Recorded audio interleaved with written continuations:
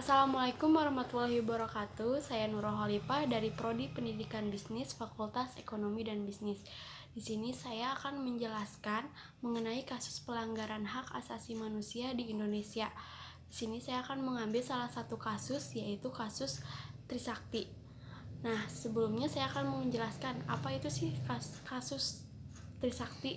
Nah, kasus Trisakti ini adalah kasus penembakan yang dilakukan terhadap 4 orang mahasiswa Universitas Trisakti. Yang melatar belakangi dari kasus tragedi Trisakti ini adalah karena ekonomi Indonesia mulai goyah pada awal tahun 1998 yang terpengaruh oleh krisis finansial Asia sepanjang tahun 1997 sampai 1999. Mahasiswa pun melakukan aksi demonstrasi besar-besaran ke gedung DPR dan MPR termasuk mahasiswa Universitas Trisakti. Mereka melakukan aksi damai, namun aksi mereka dihambat oleh Polri dan militer yang datang kemudian. Nah, beberapa mahasiswa mencoba bernegosiasi dengan pihak Polri. Aparat keamanan pun menembakkan peluru ke arah mahasiswa dan terus melakukan penembakan.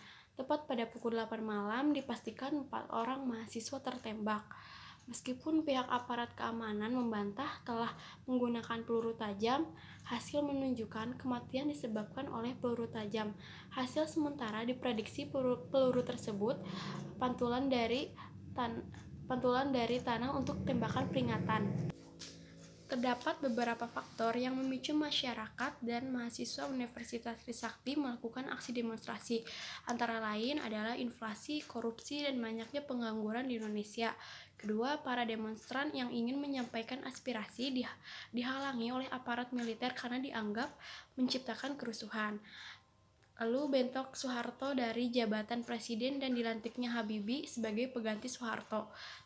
Yang terakhir, banyaknya korban yang tewas karena dihujani peluru oleh aparat bersenjata. Nah, di sini saya akan menganalisis mengenai kasus yang melanggar nilai-nilai Pancasila dari kasus Trisakti ini. Permasalahan yang melanggar butir Pancasila kedua ini adalah ketika aparat mulai menembakkan peluru kepada para demonstran. Hal tersebut berlebihan dan terlewat batas karena mahasiswa ingin menyampaikan aspirasi yang sudah menjadi haknya. Seharusnya para aparat ketika mengamankan demonstrasi jangan menembakkan peluru dan tidak melukai mahasiswa. Ketika menghadapi demonstran, seharusnya para demonstran bersikap sewajarnya. Menurut pandangan saya, hal ini tidak etis karena tujuan mahasiswa itu sendiri adalah untuk berjuang agar Indonesia lebih harmonis. Pada sila ketiga, permasalahan yang melanggar sila ketiga adalah bentrok antara aparat militer dengan mahasiswa. Menurut saya, kekuatan yang paling kuat adalah ketika masyarakat dan pimpinan ataupun aparat bersatu untuk memerangi hal-hal yang membuat negara terpecah belah. Pada peristiwa ini, mahasiswa berdemo guna adanya reformasi. Karena ketika kepemimpinan Soeharto, korupsi merajalela sehingga merugikan negara. Namun, aparat keamanan memerangi dan menembakkan mahasiswa yang sedang berjuang melawan keadilan. Seharusnya dari segala pihak juga turut serta memerangi korupsi. Selanjutnya itu terdapat pada sila keempat. Nah, permasalahannya itu adalah ketika posisi Soeharto digantikan oleh Habibie tanpa pemilu. Hal ini melanggar sila keempat yang harusnya pemilihan presiden ini dipilih oleh rakyat secara voting, dan di sini hak suara rakyat tidak digunakan.